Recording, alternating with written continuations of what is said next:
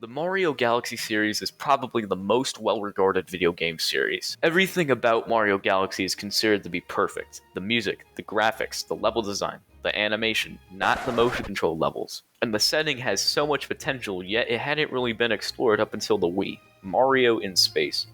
Who would have thought the endless void of space with possibly infinite planets would be a versatile setting for a video game? I feel like there is still so much potential for this setting, and just 2 games didn't do it nearly enough justice. Honestly, Nintendo could have continued the Mario Galaxy series, and I could have easily imagined Nintendo pulling a new Super Mario Bros. Move and had it become a repeating game for their consoles among the likes of, well, New Super Mario Bros., Mario Kart, and Zelda. But it didn't turn out this way. Before we get started, I want to thank you all for 500, almost 600 subscribers. That is really cool. Also, I've read through you guys' criticism of my last video, and I'm trying my best to improve on it for this video, so let me know if I did a good or bad job down in the comments and what you'd like to see improve.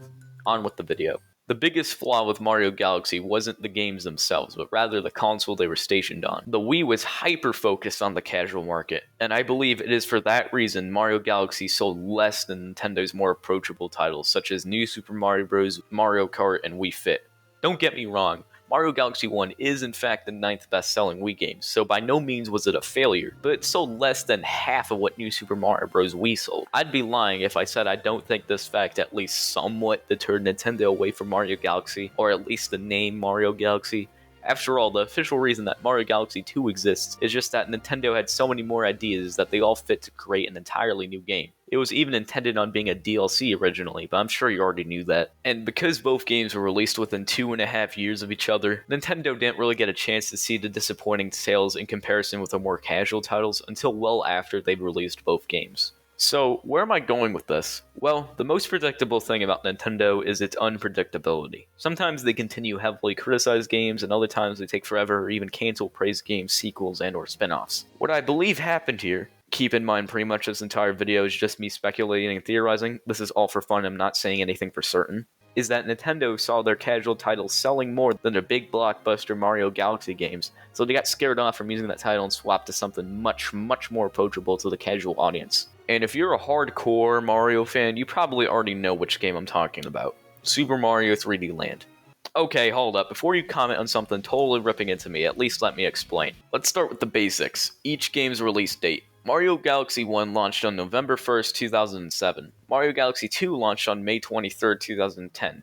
Super Mario 3D Land launched on November 3rd, 2011. The increments between each game's launch time are very comparable, and it seems to me that Super Mario 3D Land was purposely scheduled to be a sequel to Mario Galaxy 2.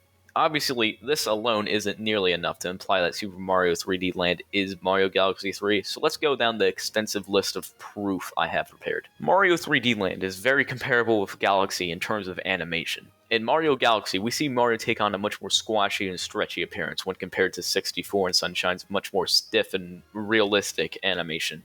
We see this reflected in 3D Land as well. Mario squashes a lot more and is overall a lot more cartoony than we see in previous games, especially Super Mario 64.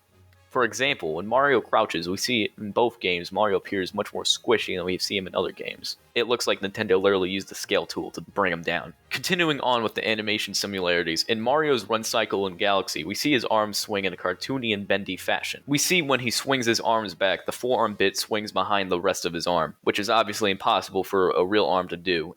This is repeated in 3D Land, and it doesn't really happen in Super Mario 64 or Sunshine. It might seem like I'm grasping for straws here, which is fair, but I believe my theory becomes more structurally sound in this next bit. The movement. In both Galaxy and 3D Land, Mario can only really move in 8 directions. Additionally, special jumps and maneuvers aren't really needed in either game. Honestly, you get through Galaxy and 3D Land just fine with the standard jump. While it might rarely benefit you to use, say, the long jump here and there, it's never outright required, unlike in 64. And by required, I mean to perform the BLJ, or how using Flood is required in Sunshine. Now for the elephant in the room. How the Mario Galaxy series slowly became more and more linear and in line with Mario's 2D games. In Mario Galaxy 1, the closest thing we get to a truly open zone was the Comet Observatory, in comparison to, Peach's Castle and whatever the beach area was in Sunshine. I don't know, I didn't play that game much. And the Comet Observatory is cool in its own right. There's some stuff to do in it, but generally any exploration you do just ends up in finding a 1-up, and the observatory is criminally small. On top of this more limited exploration between levels, There's a lot less of this in actual levels. Most levels go like this: get from point A to point B in the predetermined path, and it's almost always blatantly obvious what you're meant to do, quite the contrary in Super Mario 64 and Sunshine.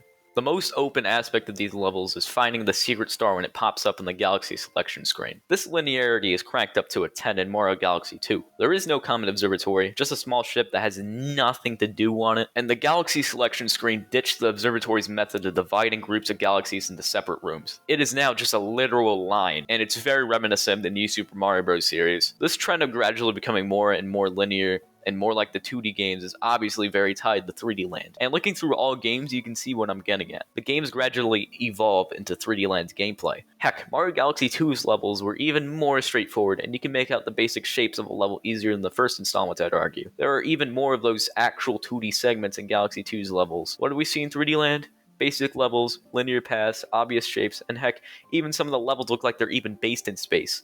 Not to mention, Mario Galaxy and 3D Land's lighting are very similar, and it's extremely noticeable in the space levels that I mentioned. And it is for all the above reasons, along with Mario's limited movement carrying over throughout the series, that I believe Super Mario 3D Land is Mario Galaxy 3. And by that logic, Super Mario 3D World, in a weird way, is Mario Galaxy 4, but I'd say that's a stretch because it's very multiplayer based. And yeah, this is why I believe 3D Land is Mario Galaxy 3, or at least it was intended to be at some point of its development. There are just too many convenient parallels to ignore for my liking. Alright, I'm done.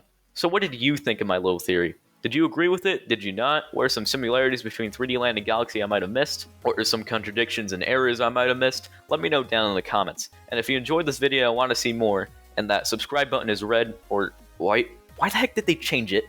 If it's white or red, you're doing it wrong. Click it to make it gray. Have a nice day.